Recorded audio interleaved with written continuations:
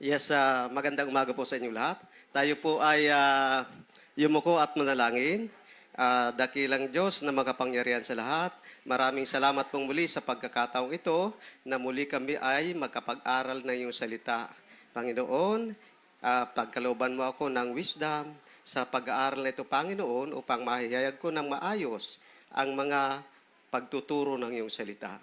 Pahintulutan niyo, Panginoon, ang banal na Espiritu ang siyang gumabay sa bawat isa upang ito ay aming maintindihan at tumubo sa aming mga puso. Lord, alisin mo sa aming mga isip ang anumang hadlang upang hindi namin ma-absorb ang pag-aaralan sa umagang ito. Patnubayan po ang bawat isa, Panginoon, at kayo po ang gumabay sa aming internet at sa mga kagamitan upang ang nasa online, Panginoon, ay walang interrupsyong mangyari sa kanilang pag-worship. Lord, tulungan mo ang buong bansa, ang mga taong nasalanta ng bagyo, tulungan mo silang makabangong muli, Panginoon. Iunat mo ang iyong kamay upang makita nila ang pagkilos ng iyong kapangyarihan at naway, Panginoon, sawayin nyo na ang mga darating pang sakuna sapagkat lubos pong mahirapan ang mga taong tatamaan nito. Kami po ay nagsusumamo, Panginoon, at naway ang panalangin ito ay umabot sa trono ng iyong biyaya. Ito ang aming dalangin sa pangalan ni Jesus. Amen. Tayo po ay makakaupo na. At ito pong October ay buwan ng Pastor Appreciation Month. At tamang-tama, ang ating tinatalakay sa ngayon ay patungkol sa stewardship.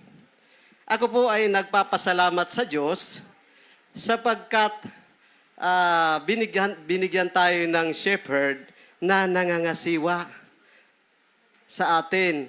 Ano po ang bunga nito? Ano ang layunin ng shepherd para tayo ay pangasiwaan? Upang mag-glorify ang Diyos. Pangalawa, ayon sa text na ating binasa, ang kanilang layunin ay para sa ikapakikinabang ng lahat. Katulad nyo, katulad ng ibang mananampalataya, ako ay nakilala ko ang bida ng ating buhay, ang Panginoong Heso Kristo, dahil sa pamamagitan ng ating mga pastor. Kaya dapat natin silang bigyan ng pagpupugay at pasasalamat dahil sa kanila po ay maraming tao ang naligtas at nagkinabang ng mga gifts ng pinagkaloob sa kanila ng Diyos. Kaya para sa akin, maituturing ko silang isang kagamitan ng Diyos na ibinigay sa atin. Di ba't pag ang kagamitan ay mahalaga, nagkakaroon ng sentimental value at iyon ay itinatago natin. Ano ang pwede nating itago sa mga katuroan ng ating pastor? Yan ay ang Word of God na itinuturo sa atin. Isipin nyo, sakripisyo, nagtuturo ng libre. Despite sa kanilang mga hectic schedule, pero meron pa ring slot doon sa pagtuturo. Oh, di ba? Anong pabor ang pwede nating ibalik sa kanila sa mga pagkakataong yon? So, mamaya natin yan pag-usapan. So, yung pangangasiwa ay nakaugat sa banal na kasulatan na kinikilala na tayo bilang mga individual ay hindi nagmamay-ari ng ating buhay, sa halip ay mga katiwala o tagapamahala. So yung buhay natin, hindi natin pag-aari. Yan ang sinasabi. Ang pangangasiwa sa simpleng paraan ay ang pagkilala na lahat ng mayroon tayo at lahat ng mayroon tayo ay regalo mula sa Diyos. Yung ganda ng boses nyo, galing sa Diyos yan. Kaya, sabi, gamitin ng gamitin. Baka mamaya, bawiin yan sa'yo, hindi ka na makakanta. Tayo ay mga tagapangasiwa ng ating buhay, ating oras, ating mga talento, ating spiritual na mga kaloob, at ating mga mapagkukunang pinansyal. So, yung tagapangasiwa ng oras, maganda yung time management ng ating pastor kasi kahit nata-traffic, nagtuturo pa. Kahit binabagyo sa kalsada, uuwi dahil may prayer meeting. O, di ba? Ang mabuti, matalinong pangangasiwa ay ang pangunahing prinsipyo na itinuturo ng Biblia tungkol sa pera. Pakipos po yung ating Bible verse, Pastor. Kawikaan 21 verse 20. Ang bahay ng matalino'y napupuno ng kayamanan, ngunit lahat ay winawaldas ng taong mangmang. Yun. Ang sinasabi, ang isang matalinong tao ay nag-iipon para sa hinaharap. Tama naman. Ganyan yung ginawa ni Aljoy at saka ni Timo. Pinag-ipunan ang kanilang pagpapakasal. So, yun ang mga discarding naka-align sa ating Panginoon. Sunod si Maki naman mag-iipon. Lahat ay maaring maging isang katiwala. Tiyak ang mga individual ay maaaring magsilbi bilang mga tagapangasiwa upang isulong ang kapakanan ng komunidad, at ang pangangasiwa ay pinakamahusay na nagagawa kapag ang mga tao ay nagtutulungan sa mga pagkakaiba at sektor upang palawakin ang mahalagang kondisyon na kailangan ng lahat ng tao at lugar upang umunlad. So ang ating mga pastor na ikipag-fellowship siya, whether kung saan mga church siya nanggaling, para mapag-usapan yung mga bagay na maaring ikalaganap ng mga gawain ng iglesia, ng Christian group. Tandaan na ang katiwala ay isang tagapag-alaga, kaya ayon sa Biblia, maaari kang maging isang mabuting katiwala kung aalagaan mo ang anumang ibinigay sa iyo ng Diyos upang pangalagaan. So pag di ka marunong mag-alaga, kahit sa pananim, pag di mo kinukultivate yung lupa, ano ang nangyayari? Payat. Pag payat ang pananim, walang gulay si Maring Tess. Pero yung post niya babunga, mahusay mag-alaga. Kapag binigyan ka ng Diyos ng pera, sa pamamagitan ng iyong trabaho, iyong mga pamumuhunan o iyong mana, inaasahan ng Diyos na pangasiwaan mo ang perang yon na para bang ito ay sa Kanya, hindi sa iyo. So, wag mong ituring na sa iyo yung perang yon. Dapat ang perang yon magamit mo sa kaluguran ng ating Panginoon. Huwag gagamitin sa kasalanan dahil yun ang pinakaayaw ng Diyos. Yung gagawa tayo ng kasalanan. So, isa ka ring tagapangasiwa ng mga miyembro ng iyong pamilya. So, ito yung tatay at saka nanay. Inaasa ng Diyos na aalagaan mo sila na para bang lahat sila ay sa Kanya. So, tayo ay under dun sa pagangalaga rin ng Diyos. Sa katunayan, sila ay pag-aari ng Diyos. Inilagay lamang niya ang mga ito sa iyong mga kamay at hiniling na alagaan mo sila. So, yung ating pamilya, inilalagay sa ating kamay. Kung maayos ang iyong pangangasiwa, maganda yung produkto maganda ang magiging kalalabasan paglaki ng mga bata. Pero pag ikaw ay hindi maayos sa iyong pamilya, anong mangyayari? So, ngayong October ay nagkaroon tayo ng stewardship series. Per Sunday by Pastor Cesar, When God Expect You to Be a Good Steward. October 13, Pastor Boying, Stewardship of the Next Generation. Then October 20, Stewarding Life kay Ninyo. At saka ngayong huling linggo ng October ay ang topic natin ay what is your role as steward? Text 1 Peter 4:10. Ayon sa ating binasa kanina, gamitin ang lahat ng kaloob para sa ikapakikinabang ng lahat. Dito, hinikayat ni Apostol Pedro ang mga Kristiyano na bumuo ng makadiyos na pamumuhay na banal at nakalulugod sa Diyos. Tinawag din sila ni Apostol Pedro na gamitin ang kanilang mga espiritual na kaloob at maging mabuting katiwala ng mga kaloob mula sa Diyos. Tingnan mo, Ang ganda ng banggit dito ni Apostol Pedro. Kristiyano na yung kanyang tinuturuan dito. Gamitin ang espiritual na kaloob. Ang unang pag-uusapan natin ay, slide po, Pastor, teach the principles of stewardship to others. Number 1. Slide po. Ayan, ay natakpan. Bakit kayo natakpan? Principle of ownership. Number 1, principle of ownership po yan. Hindi ko napansin, nagulo yung aking PowerPoint. Ang Bible verse po niyan ay Awit 24 verse 1. Ayon dyan, ang buong daigdig at ang lahat ng naroon, ang may-ari si Yahweh na ating Panginoon. Sa Awit 89 verse 11, next slide po.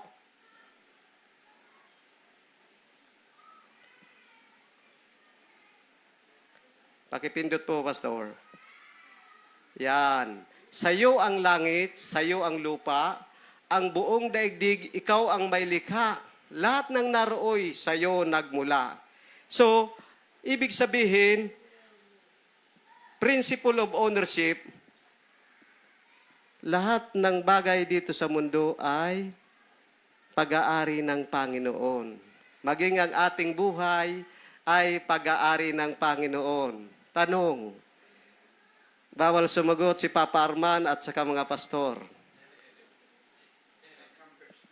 Kung ang buhay natin ay pag-aari ng Panginoon, ilang beses tayo pag-aari ng Diyos? Anyone?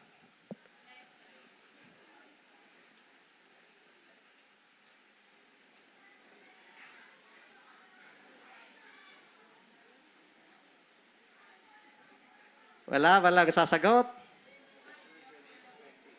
Oh, sige, kung walang sasagot, bibigay ko na sa inyo ang sagot.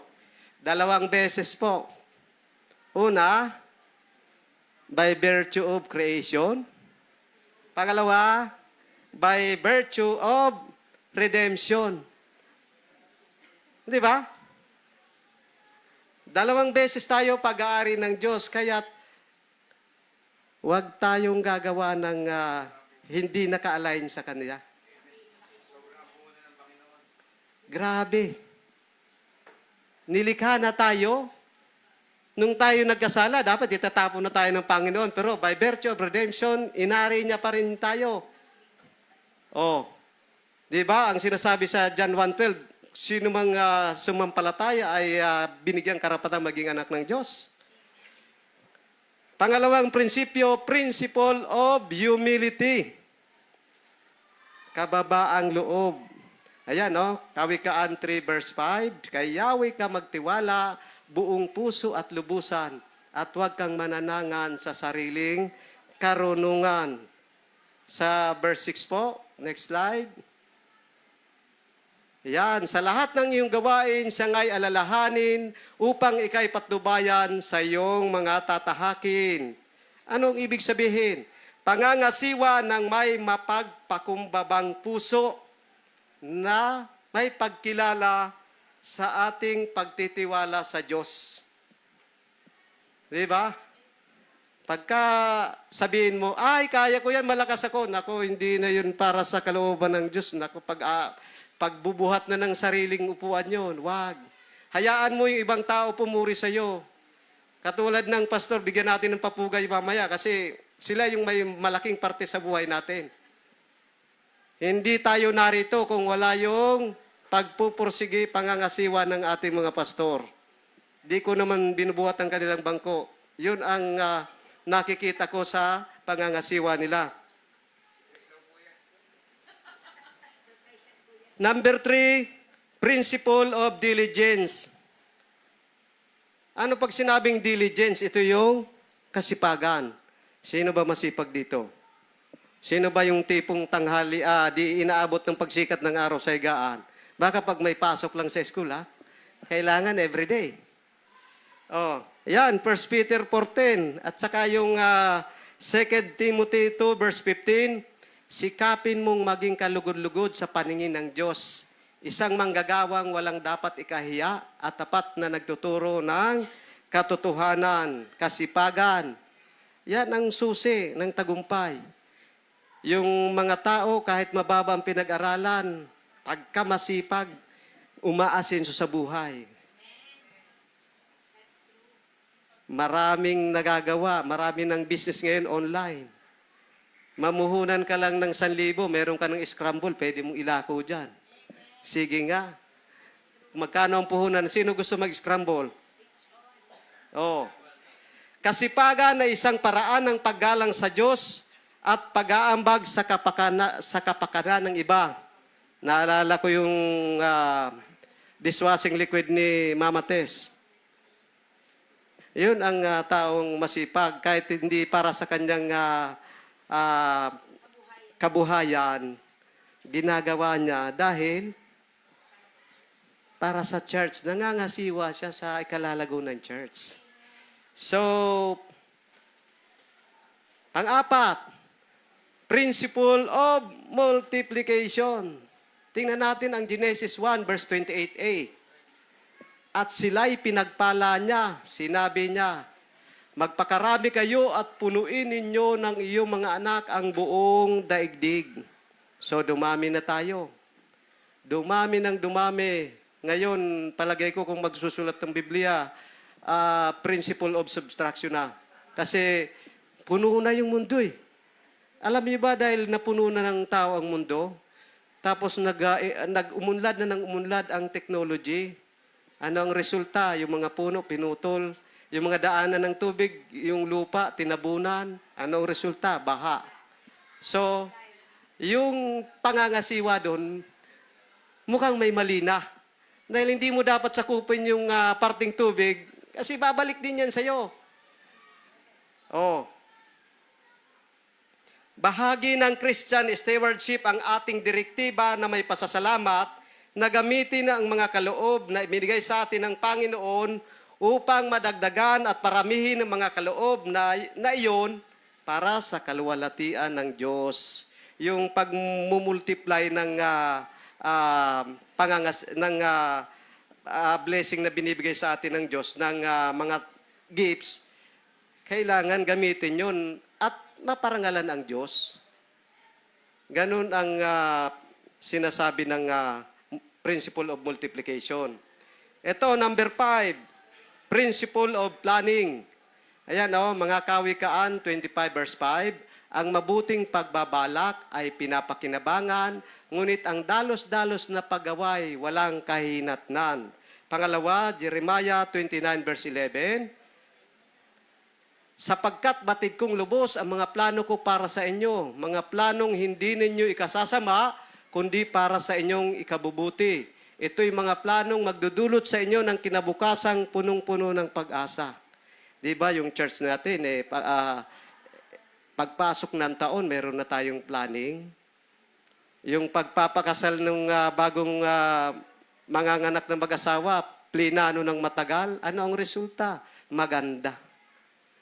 Yun ang mga bagay na dapat pinagpapala tayo ng Diyos kapag iniayon natin ang ating buhay sa Kanyang pangkalahatang plano. O, di ba?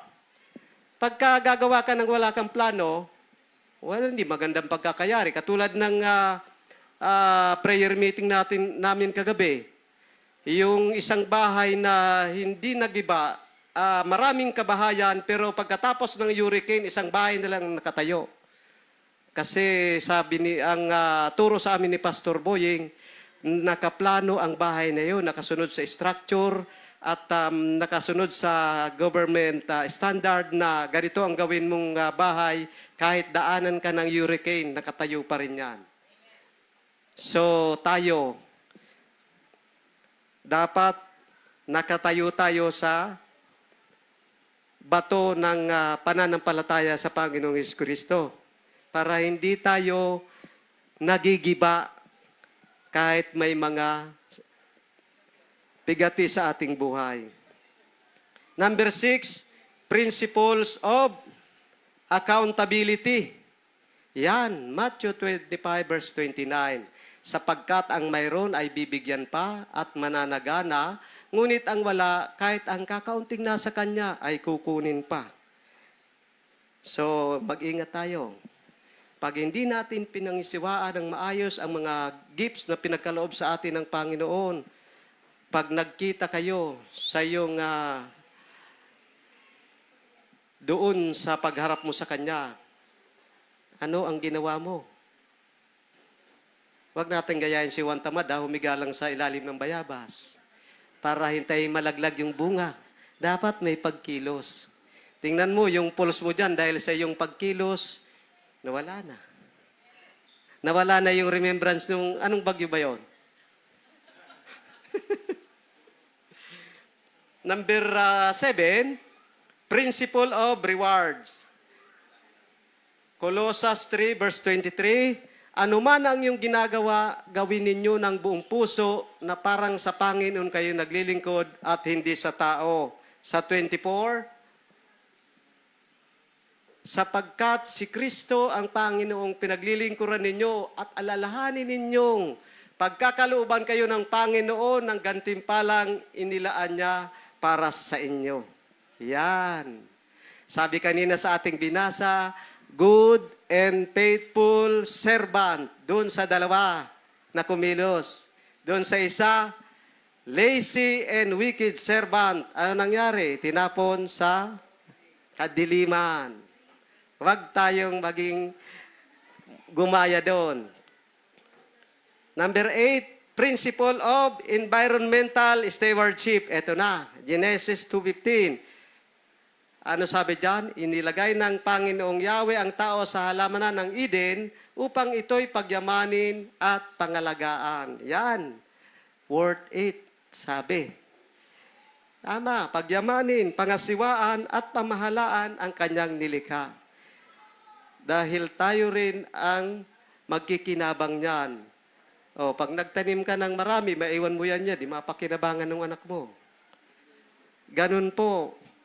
Kailangan lahat ng bagay, pangasiwaan natin ng maayos. Maging ang environment, sapagkat, ayan, naniningil na, nagkakaroon na tayo ng accountability sa mga mali nating pangangasiwa. Baha, landslide, paano po, kinakalbo na yung mga puno. Di ba yung tao pagkalbo, pag dinapo ng langang madudulas? Ganyan ang illustration ng landslide. Di ba? Oh, wala nang kakapitan eh. Oh, pag may bumagsak diyan kahit anong dumi sa ulo mo, pag may buho ka, di yan malalaglag. Pero kung kalbo ka, di diretso. Yan ang landslide. 9, principle of sacrifice. Ito na yung mga sakripisyo ng ating pastor. Pinalapit ni Jesus ang mga tao at ang kanyang mga alagad at sinabi sa kanila, ang sino mang nagnanais sumunod sa akin ay kinakailangan itakwil niya ang kanyang sarili, pasanin ang kanyang krus, at sumunod sa akin. Yan. Do you think nasunod ito ng ating mga shepherd? Yes na yes. Kahit na oras ng kanilang pamilya, ibibigay sa iyo para ikaw ay mag-grow at magamit ka sa kanyang ubasan. That is the dedication of our pastor. Sakripisyong mahalin at paglingkuran ng iba na kinikilala na ang tunay na pangangasiwa ay kinabibilangan ng pagiging di makasarili. Okay, tamo di makasarili Take note, di makasarili at may kahandaang maglaan ng oras, lakas at mga mapagkukunan para sa kapakinabangan ng iba. Si pastor, pag inutangan mo, hindi ka na pautangin, bibigyan ka na lang. O di, libre, wala nang bayad. Sana all. And number 10, last principle. Principle of generosity. Kagandahang loob. Basahin natin ang 2 Corinthians 9 verse 6. Tandaan ninyo, ito, ang nagtatanim ng kakaunti ay aanin ng kukunti at ang nagtatanim naman ng marami ay aanin ng marami. Sa verse 7, tandaan ninyo, verse 7 po, next slide. Ang bawat isa ay dapat magbigay ayon sa sariling pasya, maluwag sa loob at di napipilitan lamang. Sapagkat iniibig ng Diyos ang kusang nagbibigay ng may kagalakan. Iyon. Hindi naman dito issue yung pera kung usaping pagbibigay eh. Ibigay mo ang iyong oras. Ibigay mo kung ano yung meron ka. Sabi ni Pastor kanina, dilata, bigas, damit, o ano pa man. Walang issue. Kung wala kang pera, umuwi ka sa inyong bahay kung ano ang iyong maitutulong, tulong mo. Kapag tinanggap natin na maging mga tagapangasiwa, dapat tayong bumuo ng isang pamumuhay na bukas kamay. Bukas kamay. Yan, pakikiramay at pagpapakita ng kabutihang loob ng Diyos sa atin. So, sa pamamagitan mo, kahit wala kang pera, pwede ka namang magbigay. Wala kang dilata, wala kang bigas, wala kang damit, ibigay mo ang inyong oras. Ano mang paraan para ikaw ay makapaglingkod ng naayon sa Diyos, give it. So, pangalawang puntos. Invest your talent for kingdom growth. At ayan na yung ating responsive reading kanina. Matthew 25, verse 14 to 30. Itinatampok dito ang kahalagahan ng paggamit ng lahat ng ibinigay sa atin ng Diyos. Ang ating oras, talento, at kayamanan. Yan, oras, talento, at kayamanan. Naroon na sa ating mga pastor yan. Bibigay siya oras, bibigay sa iyo ang katuruan. Saan ang gagaling katuruan na yun? Sa katalinuwang pinagkaloob sa kanila ng Diyos. Yung kanilang kayamanan, gamitin mo sa sakyan. Sige nga. Pasado na si pastor. Tayo, ano ang ipapasa natin? So, isipin natin yun. Sa mga paraang nagpaparangal sa Diyos, naka-align sa Diyos. Ito hindi lamang nagsusulong para sa masigasig na pagpaparami ng ating mga kaloob, kundi binibigyang diin din ang pananagutan sa mga pinagkatiwala sa atin ng Diyos. Tinuturo ng Biblia ang mga prinsipyo ng pangangasiwa sa pamamagitan ng pagikayat sa mga mananampalataya na pamahalaan ng mga ari-arian ng matalino. Ipagkatiwala ang mga ito sa karapat-dapat at i-invest ang kanilang mga talento para sa paglago ng kaharian. Tingnan ninyo ang tatlong persona na pinagkatiwalaan. Di ba? Una, 5,000, limang talento. Pangalawa, 2 talento. Yung pangatlo, 1 talento. So, at upang maintindihan natin ang parable na ito, ay balikan natin ang Genesis 1 verse 28. Paki-slide po, Pastor. Ayan. At sila'y pinagpala niya. Sinabi niya, magpakarami kayo at punuin ninyo ng inyong mga anak ang buong daigdig at kayo ang mamahala nito. Binibigyan ko kayo ng kapangyarihan sa mga isda, sa tubig, sa mga ibon sa himpapawid, at sa lahat ng mga hayop na nasa ibabaw ng lupa. So, ibig sabihin, sa simula't simula pa, pinagkatiwalaan ng Diyos ang tao. Ikaw ba, pag nagtiwala sa isang tao, ano ang iniisip mo? Maaasahan mo ang taong yon. Di ba? Pag nagtiwala ka sa isang tao, kahit malaking halaga, papadala mo sa kanya. Kasi may kumpiyansa kang makakarating doon sa pagbibigyan eh. Paano pagka wala kang katulad nito, pinagkatiwalaan tayo ng Diyos. So, gawin natin yung resulta, yung gawain na magre-resulta na mapapaluguran natin ng Panginoon. Dahil ang misyon ng tao sa mundong ito ay pangasiwaan niya lahat ng pinagkatiwala sa kanya ng Diyos. Sa NIV sinabi, man was given dominion. Ibig sabihin ng dominion, rulership. Di ba? Alam mo, sa'yo pinagkatiwala, tapos sa ibang pinagawa. Eh, saan ang reward nun? Di, sa gumawa. Tingnan mo yung estudyante. Pero, pag ang estudyante nangopya, natalo niya pa yung kinopyahan. Di ba? So, magkabaliktad yun. Pero yung talentong binigay sa atin ng Diyos, dapat tayo ang gagawa noon. Dahil pagharap natin sa Panginoon, pananagutan natin yun eh.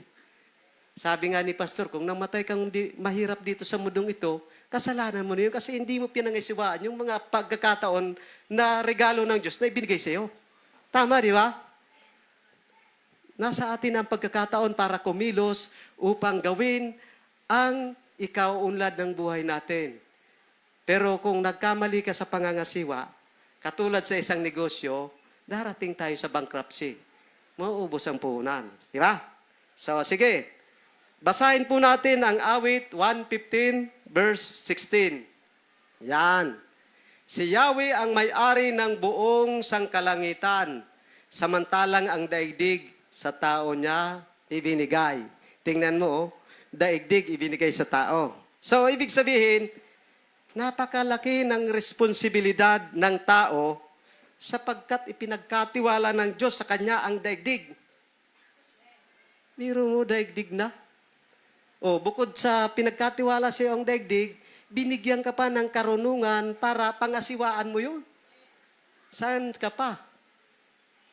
Huwag mong sabihin, di ka marunong mangasiwa kasi nandiyan na ang Diyos na nagbibigay sa iyo ng karunungan. Ang konteksto ng Matthew 25:14-30 ay stewardship. Na ibig sabihin, pinagkatiwalaan tayo ng Diyos. So, mapapansin nyo po dyan, dalawang powerful truths. Sa Genesis 1 verse 28, ang sabi doon, God bless them.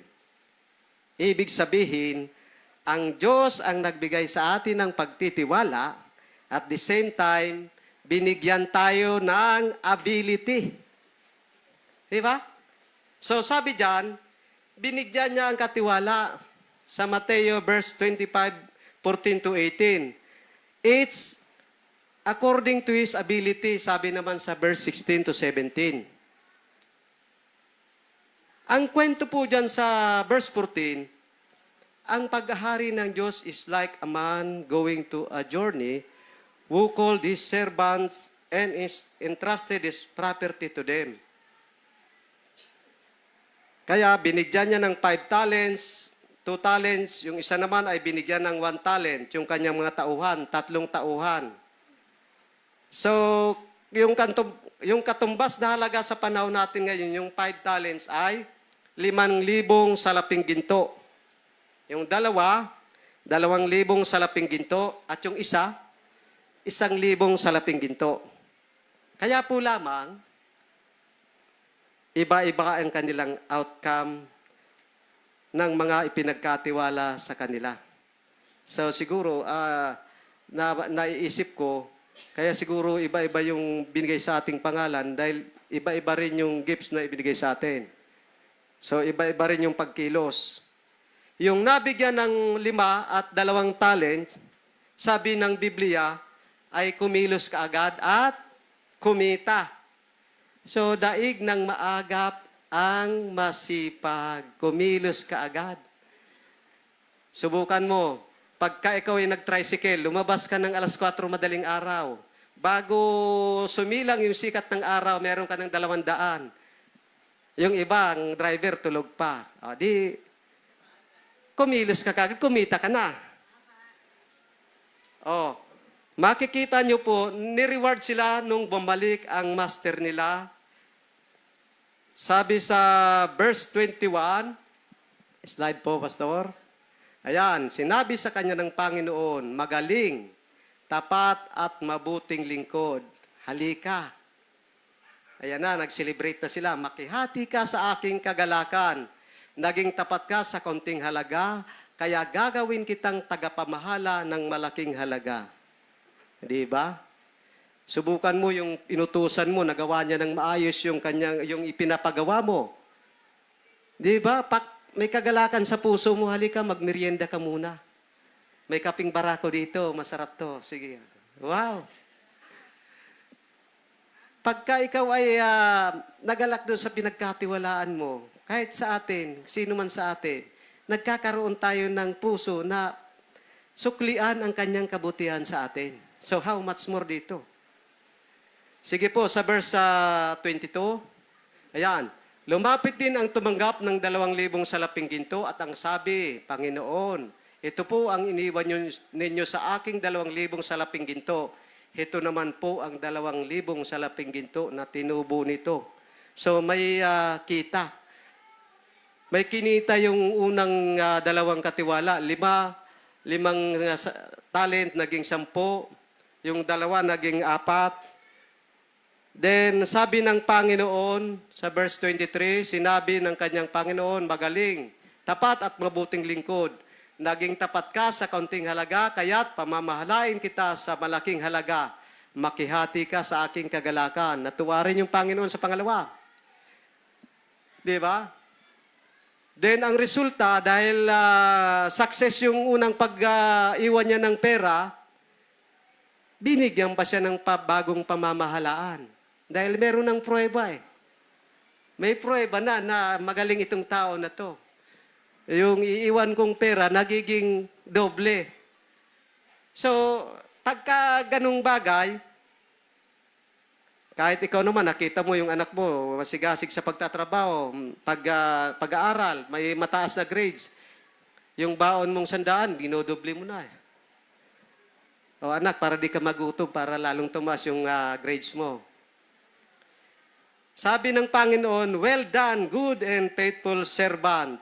Pero sa tumanggap ng unang talent, sabi sa verse 18, ngunit ang tumanggap ng 1,000 salaping ginto ay humukay sa lupa at itinago ang salaping ginto ng kanyang Panginoon. Ayan, no? Itinago. Tinago niya yung pera. At sabi sa verse 26, sumagot ang kanyang Panginoon, masama at tamad na lingkod. Ayan na, oh. Lazy and wicked servant. Alam mo palang pinipitas ko ang bunga ng hindi ko tanim at inaani ang hindi ko inihasik.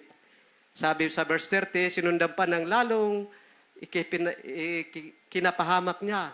Itapon ninyo sa kadiliman sa labas ang walang silbing taong yan.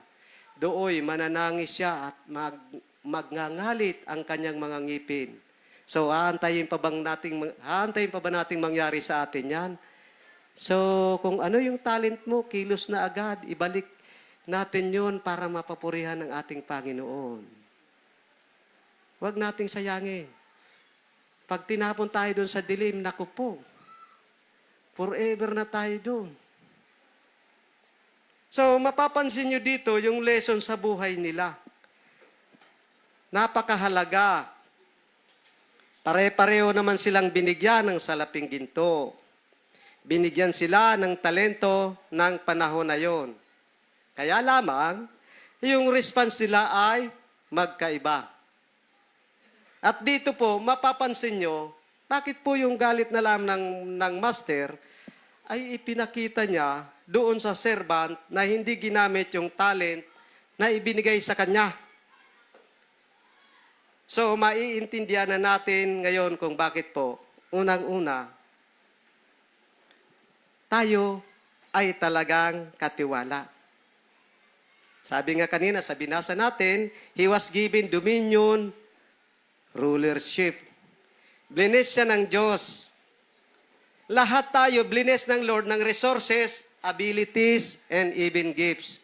Di ba? May marunong sa pagluluto, paggawa ng sabon, pagninegosyo, pagmamaneho, pagsagot ng sa call center, sa musika, sa mga instrumental. O, di ba, iba-iba? Para pag tayo pinagsama-sama, lahat ng mga abilities na yon, kayang-kaya. Katulad ng isang katawan na magkakaiba yung function, ganun tayo.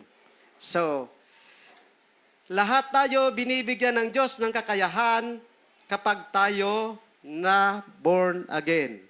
So, may kinalaman pala dito ang pagiging born again. Kasi yung kakayahan ng hindi nakakilala sa Panginoon, Yun yung sinasabing unjust steward. Matalino sila sa paggamit ng kayamanan ng mundong ito. Huwag nating gagayahin yun sa Lucas 16 verse 1 to 13. Huwag nating gagayahin yun. Huwag ubusin ang kayamanan ng Diyos sa walang kapararakang bagay, bagkos. Dapat gamitin natin yun ayon sa kanyang kalooban para siya ay mapapurihan. Bago tayo sinabihan na be fruitful and multiply, wala tayong maidadahilan sa Diyos. Siya yung nag-bless sa atin, kaya dapat gamitin natin yung mga pinagkatiwala sa atin. Oh, bless na tayo, tapos hindi pa tayo kumikilos. Oh, ibalik natin yung blessing na yun sa Panginoon. Makikita din natin ang lesson dito, God requires faithfulness. Makikita natin na ang faithful sa maliit na bagay ay pagkakatiwalaan pa ng mas malaki. Oh, di ba? Dati ang sakyan ni Pastor Volta, ngayon ilan na? Yan ang illustration ng na pinagkatiwala ng Diyos yung Volta sa ginagamit sa gawain ng Diyos. Ngayon, tingnan mo ang multiplication kung ilan na. Ano ang problema ng lazy servant? Una, natatakot. Dahil ang Panginoon ay umaani ng hindi niya itinanim. So, dahil sa takot, he failed to discover his purpose. Na hindi niya nakita na dapat gamitin niya yung pinagkatiwala sa kanya. O, sige nga. Dapat matapang ka eh. May courage ka dun sa gifts mo. O, di ba? Kasi ibinigay yan sa iyo ng Diyos dahil nababagay yan sa iyo. Kaya mo. Ikaw bigyan ng magandang boses pag hindi ka kanta ng kanta rito. Katulad kanina, mamaya pala yung mga choir kakanta. Kala ko mauna yun eh. Oh, binigyan ka ng gininto ang boses, gamitin mo sa pagpuri sa Kanya. Huwag puro sa video okay kasi makamundo yun. Sabi nga nung nabasa ko eh, pagka ikaw daw ay kanta ng kanta na makamundong mga kanta, nagdaramdam yung Holy Spirit sa iyong katawan. Di ko lang, hinahanap ko nga sa Bible verse yun eh, kung totoo para madepensahan ko eh. Baka kako, ano yun eh, alam mo naman yung social media, maraming mga kwan dyan eh. Pero iniisip ko parang totoo kasi dapat kung marunong ka kumanta doon sa makamundong kanta, kumanta ka rin ng para sa Panginoon. Para balanse. So, he didn't see results sa kanyang buhay dahil sa takot. Minsan, di tayo nakakita ng resulta sa buhay. Dahil sa takot, he was punished. Ayan. Kinastigo siya ng kanyang master at itinapon sa kadiliman kung saan magngangalit ang kanyang mga ngipin. Ay, wag nating antayin yun. Baka maubos yung ating ngipin. Yung takot, yun ang naglilimita sa atin sa buhay na ito sa pagtanggap ng tagumpay. Oh. Tingnan mo si Paring Chito, kung natakot siya mag-abroad, wala siyang house in lot ngayon. Kahit malayo sa pamilya, kahit na-homesick, pero gagawin ang pagkakataon para pangasiwaan yung mapangasiwaan ng maayos ang pamilya. So, alisin natin yung takot. Pagka tayo ay natakot, puntahan natin ang Panginoon.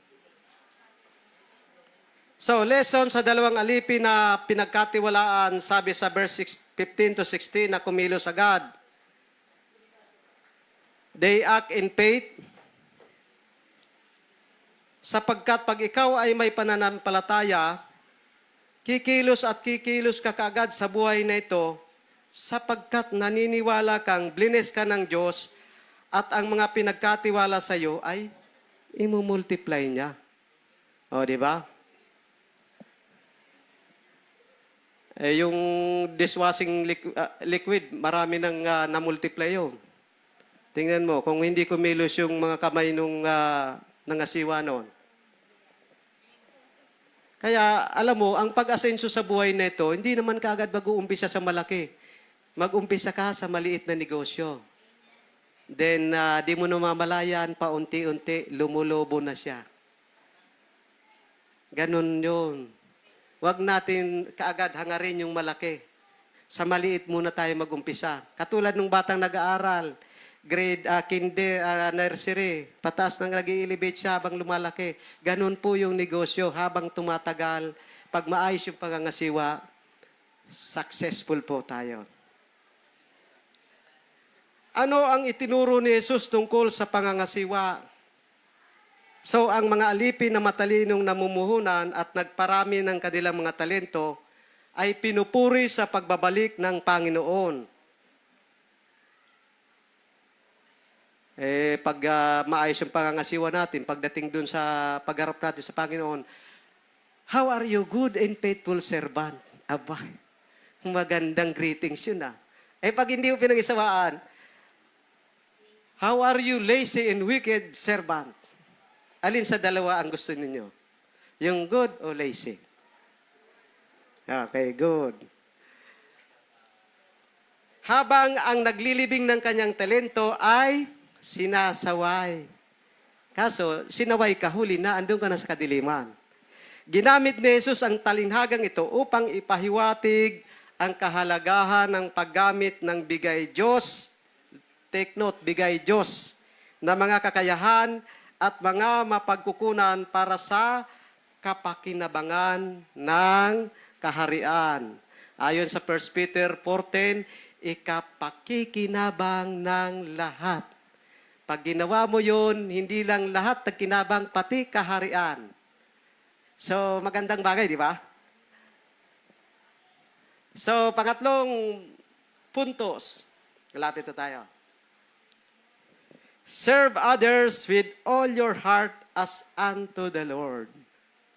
Efesos 6, verse 7 to 8. Ayan. Maglingkod kayo ng masaya ang kalooban na parang sa Panginoon kayo naglilingkod at hindi sa tao. Sa 8, sapagkat alam ninyong gagantimpalaan ng Panginoon ang bawat mabuting gawa ni numan, maging siya man ay alipin o malayang. Naalala ko dito yung ating mga women's. Kahit masakit ang balakang, sige, sayaw. Ano ang purpose? I-glorify ang Panginoon. Kahit masakit ang katawan, akyat sa hagdan dahil gusto makarinig ng worship. Tayong mga kabataan na malakas pa sa mga senyor, dapat tayong maagap doon. So, ini-emphasize dito ang ugali ng tao. Ang Kristiyanong lingkod ay dapat gumawa ng may makadiyos na saloobin anuman ang mga kalagayan. So, be careful tayo dito. Gusto kong makita nyo rito ang pangangasiwa ni Jose sa Genesis 39. Sa biyaya ng Diyos, ang tapat na pangangasiwa ni Jose ay humantong sa gantimpala, tubo at pagpapala sa isang malaking sukat. Look at that verse. Sa buong panahon ng paglilingkod ni Jose sa bahay ni Potiphar ay pinatnubayan siya ni Yahweh. Anumang kanyang gawin ay nagtatagumpay. Napansin ni Potiphar na tinutulungan ni Yahweh si Jose. Next slide po. Kaya ginawa niya itong katiwala sa bahay at sa lahat niyang kaari-arian.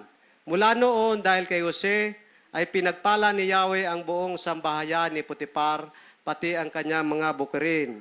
Look at that, Jose. Si Jose, sa kanyang murang gulang, 17 years old, ay magaling ng mga siwa sa isang kabahayan. Tingnan mo, nung pinagkatiwala sa kanya ni Potiphar, hindi na nakikialam si Potiphar eh. Siya na lahat. Galing siya sa masaklap na pangyayari sa ginawa sa ng kanyang mga kapatid, pero hindi niya pinansin ang nangyari sa kanya, bagkos ginawa niya ang nararapat upang Siya ay mga siwa ng maayos sa bahay ni Putipar. Kung tutusin, kung tayo kaya yon, hinulog ka ng kapatid mo sa balon, hindi pa nakontento, gusto ka pang patayin. Tapos pagdaan ng Midianita, binenta ka. Tapos yung Midianita naman, binenta ka naman sa Egypt kay Putipar.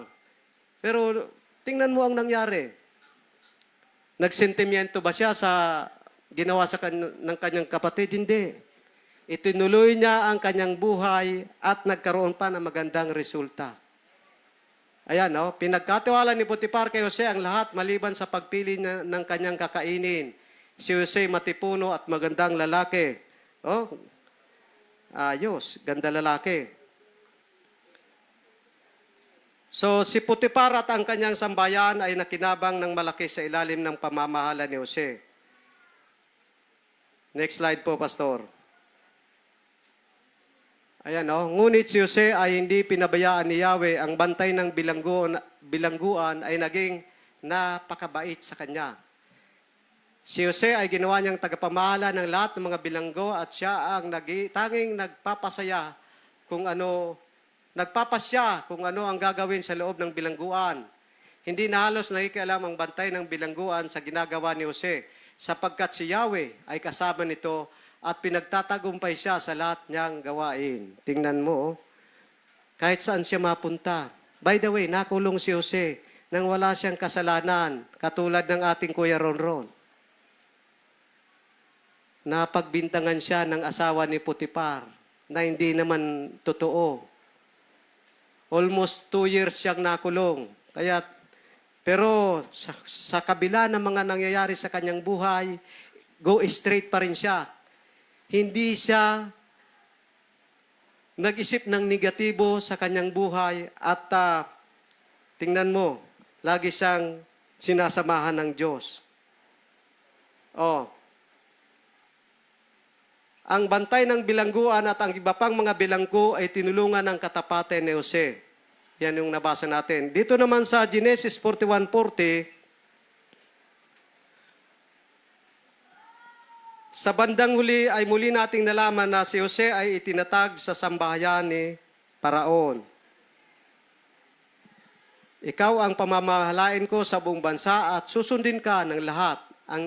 Ang aking trono lamang ang hindi mapapasa iyo.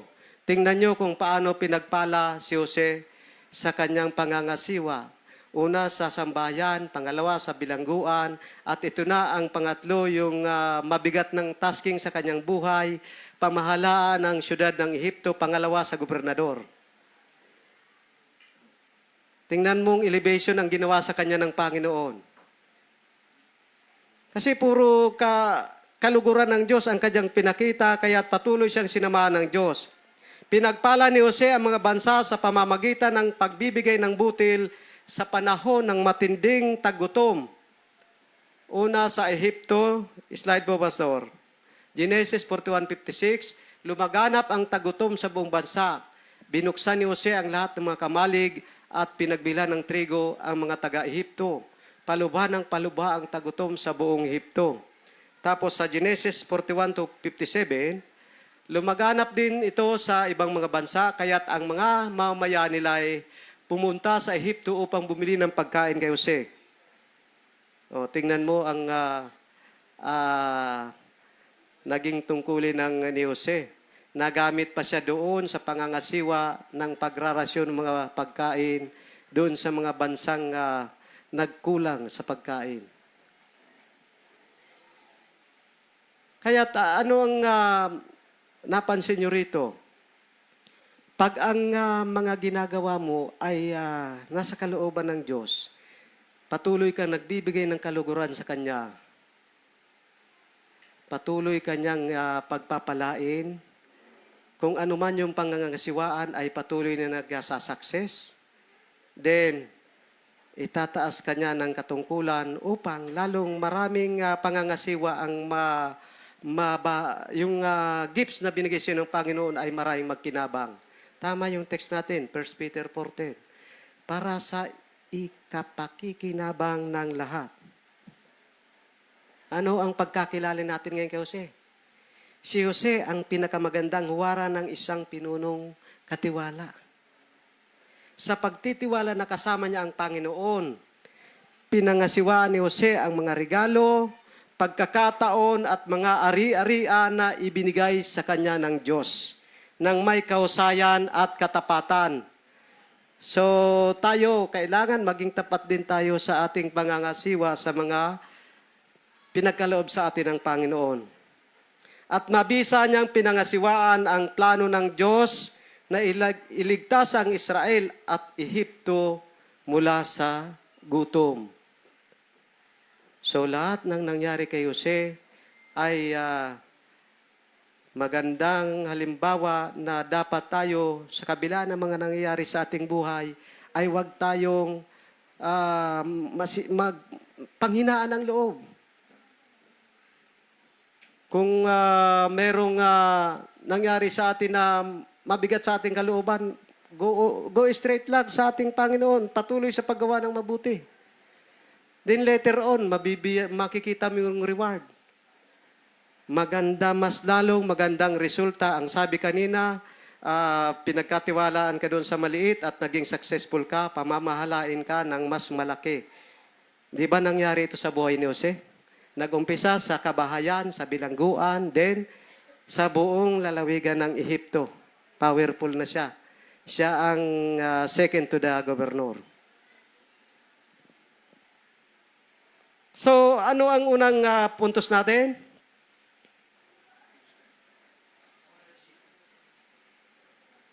Yung unang puntos natin.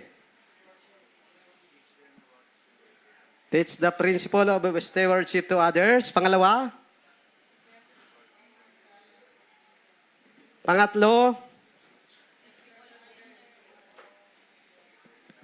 Then, for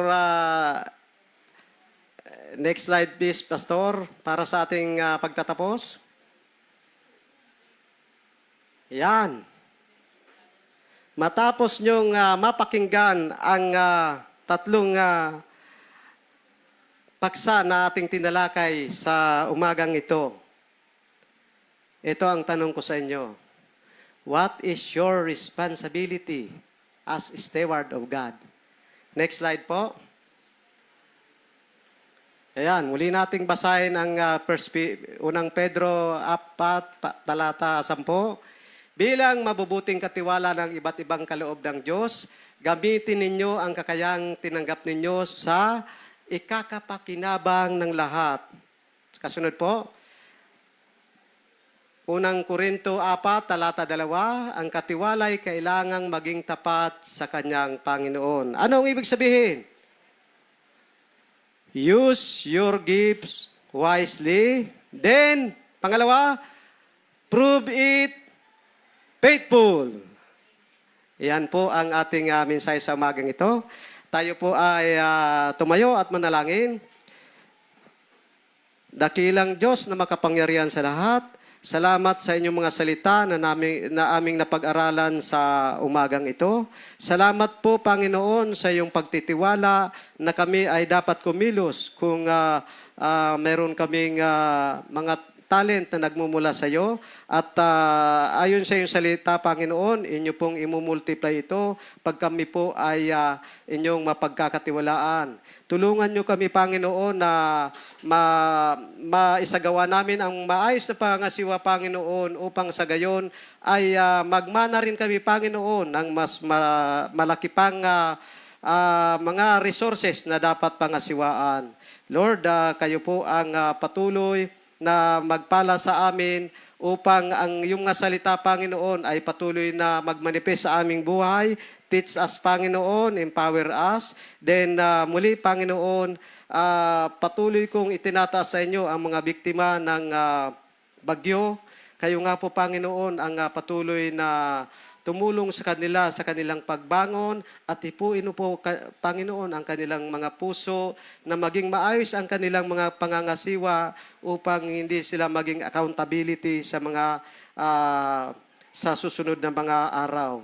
Lord, kayo po ang magkaloob sa kanila ng comfort, then tulungan mo sila, Panginoon, na maitayong muli ang kanilang mga kabuhayan nang sa gayon, Panginoon, ay maranasan pong muli nila ang pagkatiwalaan nyo ng mga bagay na dapat nilang paunlarin. At pagpalain mo po, Panginoon, ang mga nasa online, kayo po ang mag-bless sa kanila, at yung may mga karamdaman, Panginoon, na patuloy nila silang pagalingin, hipuin ang kanilang mga katawan, Panginoon, at maging ang medisina na kanilang iniinom upang, Panginoon, sa mga susunod na pananambahan ay makasama namin sila. Ito ang aming dalangin sa pangalan ni Jesus. Amen.